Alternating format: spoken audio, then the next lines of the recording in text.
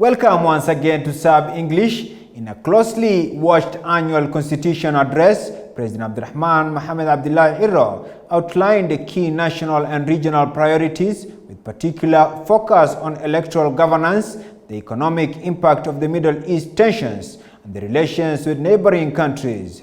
The speech provided insight into the government's current challenges and its strategic direction as Somaliland navigates both internal political processes and external pressures.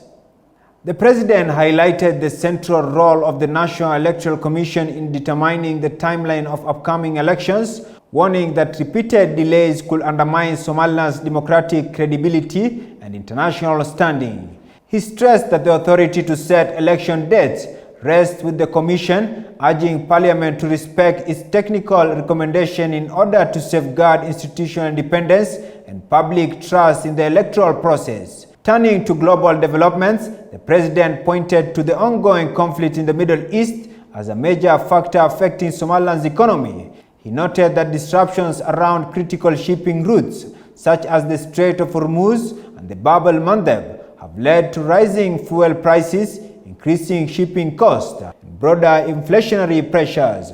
These challenges have contributed to a reportedly 23% decline in government revenue in early 2026, underscoring Somaliland's exposure to global market shocks. In response, the government has begun working with private sectors to secure alternative sources of fuel and essential commodities. The President emphasized that the situation highlights the urgent need to boost domestic production, particularly in food and energy, as a long-term strategy to reduce reliance on imports and enhance economic resilience.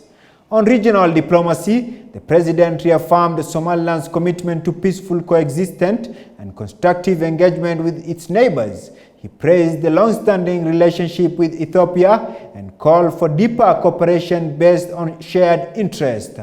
At the same time, he urged Somalia to recognize Somaliland's political reality, advocating for a future built on peaceful coexistence between two neighboring states.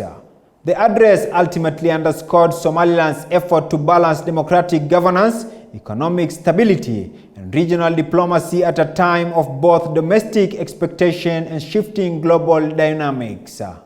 Hosting you was Abdul Fattah Ahmed Umar from the headquarters of Sub English. We'll continue to bring you a special report from the Republic of Somaliland and the Horn of Africa. Stay tuned and informed.